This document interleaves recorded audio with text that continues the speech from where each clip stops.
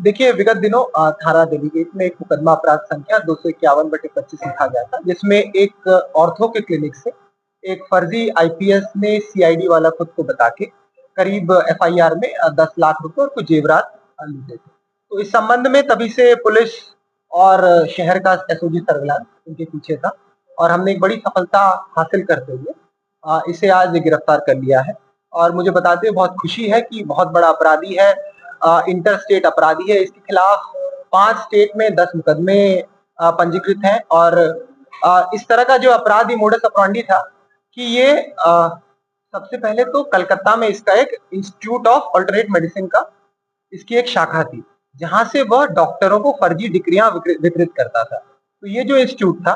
ये कोलकाता सीआईडी ने 2018 में बंद करा दिया था। तो इसको जानकारी थी कि पूरे इंडिया में कहाँ-कहाँ इस तरह के फर्जी डॉक्टर रहते हैं, उनकी क्या-क्या कमजोरियां हैं और वह इन्हीं कमजोरियों का फायदा उठाता था। तो इस तरह इस पे कई मुकदमे हैं, जहां ये अलग-अलग शहरों में जाता था, वहां कैब बुक करता था, ऐसे डॉक्टरों का पता लगाता था जो कि अपने क्षेत्र में काफी पॉपुलर हैं, जिन पे काफी जनता का जमावड़ा है। उनके यहाँ जाकर ये खुद को कभी इंटेलिजेंस वाला बताकर, कभी सीआईडी वाला बताकर, कभी सीबीआई वाला बताकर, कभी डब्ल्यूएचओ वाला बताकर उनके यहाँ जाकर उनसे उनको डराता था, तो उनको धमकाता था। और क्योंकि इसको खुद इसका पता था कि किस तरह फर्जी डिग्रियां बेची जाती हैं, फर्जी डिग्रियां खरीदी जाती हैं, तो इसी कमजोर नस का फायदा उठाकर उनसे ब्लैकमेलिंग करके या उनसे उनको बंधक बनाकर उनसे रुपये लूटता था।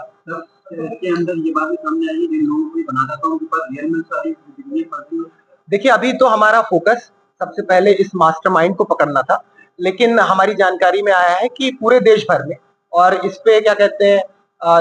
आयुष मिनिस्ट्री की रिपोर्ट है, हेल्थ मिनिस्ट्री की रिपोर्ट है, ऐसे कई डॉक्टर्स हैं जो कि फर्जी डिग्रियों के साथ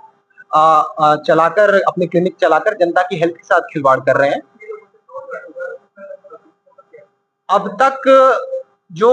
इसके रजिस्टर्ड मुकदमे हैं, क्योंकि इसमें एक बात बहुत ही गौर करने योग्य है, ये इन लोगों से फ्रॉड करता था ज्यादातर जो कि खुद ही फ्रॉड है, और ज्यादातर ये फ्रॉड 20,000, 25,000, 30,000 इस तरह करता था। तो मोस्ट ऑफ द पब्लिक या मोस्ट ऑफ द जो भी डॉक्टर्स है वो कभी सामने नहीं आते थे, मुकदमा दर्ज नहीं कराते थे। लेकिन जिस तरह इससे हमने जानकारी की, इससे पहले उत्तराखंड गया था, उससे पहले छत्तीसगढ़ में इसकी गिरफ्तारी हुई थी, इसकी गिरफ्तारी तेलंगाना में है। शारदा चिट फंड का जो स्कैम था उससे इसके लिंक जुड़े हुए हैं, जैसे ही मैंने बताया कि सीआईडी वेस्ट बंगाल ने इससे पूछताछ की है, उड़ीसा में इसके खिलाफ मुकदमे हैं। तो काफी इसका विस्तृत नेटवर्क है और ये मैं कहूंगा कि इसको गिरफ्तार करना इस मुकदमे में, इस विवेचना में एक शुरुआत भर है, क्योंकि हम इसके पैन नंबर से, इसके इनकम टैक्स रिटर्न से, इसके जितने भी ऑफशोर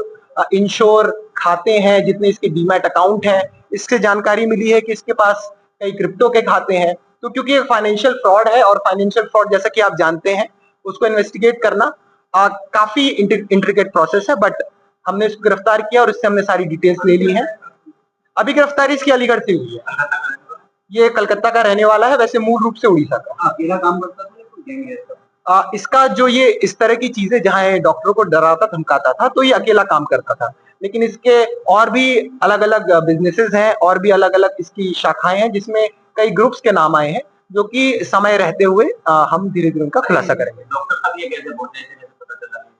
डॉक्टर देखिए क्या करता था कि किसी भी कैब वाले को पकड़ लेता था, उससे व्यवहार में पूछता था कि कौन कौन से डॉक्टर हैं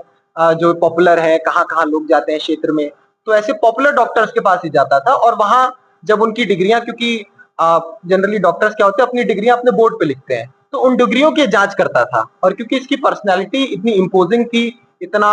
बढ़िया, ये एक तरीके से कहते हैं ठग नटवरलाल किस्म का इंसान था, वो उनको अपने झांसे में ले लेता था, अपने क्या कहते हैं बहकावे में ला देता था। और क्योंकि कई जो ऐसे डॉक्टर्स थे उनके खुद के मन में ये भय बना रहता था कि कभी ना कभी उन पे छापा पड़ सकता है, तो उस बात का फायदा उठाकर उनसे वसूली करता था।